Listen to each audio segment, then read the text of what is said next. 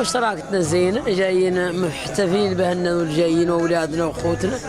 محتفلين لهم الصناعة تراثنا احنا ومهمتنا فيه واشتغلنا فيه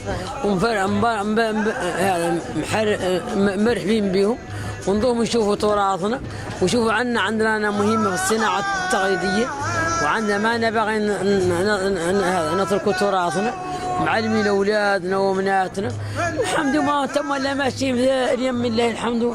لله ان شاء الله يفوت الامر عندنا احسن في كيان نعطيه عنه وعنك ان شاء الله قد يصل له رغم انه هو تراث وهو الحمد لله قاعدين يمثلوه وهو قاعد المهم هو تراث من يعدوا قاعدين يمثلوه ومثلا معروف عنهم شغلهم يعطوا كرنهم يعني عنهم الحمد لله عنهم فئات مهمه فيه بارك الله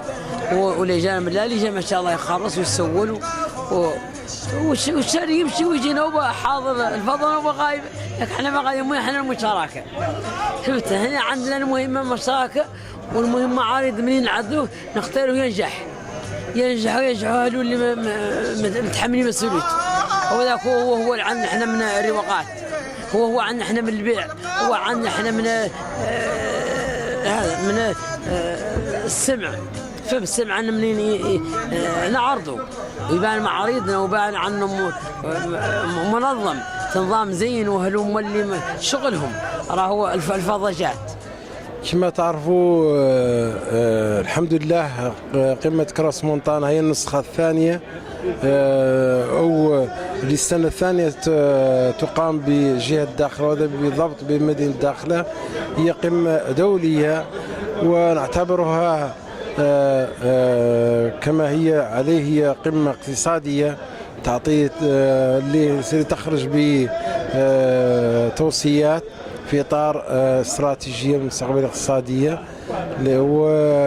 اليوم كانت تناولت مجموعة من النقط فيما فيه مواضيع مختلفة كان موضوع يخص المجال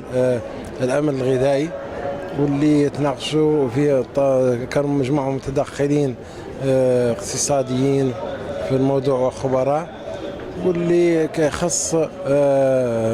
الفلاحة والفلاحة التضامنية وتربية الماشية والتربية الماشية المكثفة وهذا يتماشى مع السياسة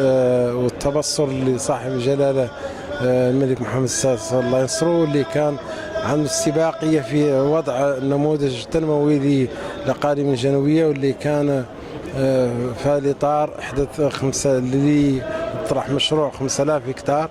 وإحداث وحدة تحلية المياه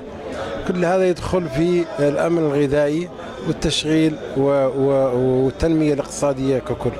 وشكرا. الدورة الثانية من كروس مونتانا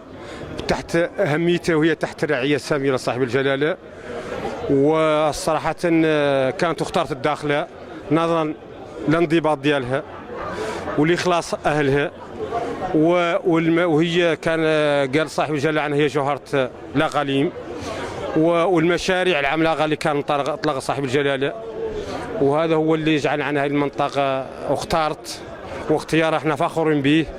والتعزيز للمنطقة وإشعاع للمشاريع والصراحة في الأسبوع الماضية كانت صدرت تصريحات من العام المتحدة وهذا يكذب اليوم الضخم اللي حضر لهذا اللقاء واللي وشاف المنطقة وشاف التنمية اللي فيها واللي يكذب لمن العام على الكلمات اللي كانت صراحة كخطاب تطفلي في حق المنطقة.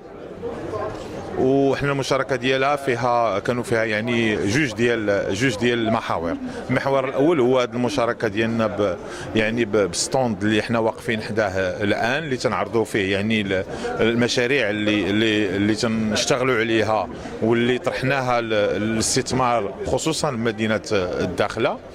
وايضا المحور الثاني هو القيام ب يعني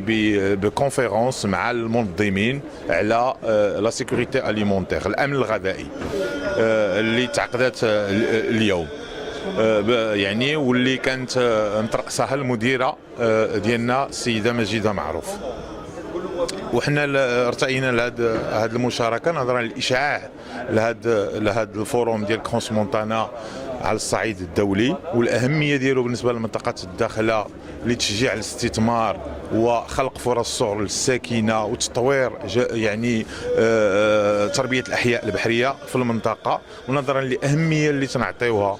المشروع اللي اطلقوا صاحب الجلاله يعني مؤخرا مدينه الداخله لتطوير هذا القطاع الحيوي، واللي تنتمناو منه ان شاء الله الخير الكثير للساكنه والشباب الساكنه ديال مدينه الداخله والمنطقه ككل. بالنسبة لطبيعة مشاركتي هي التعريف بمنتوج الجمعية وأعمالها ومنتوجات التعاونيات والجمعيات اللي في المنطقة بخصوص المسائل اللي تخص المنطقة هون بالجنوب. بالنسبة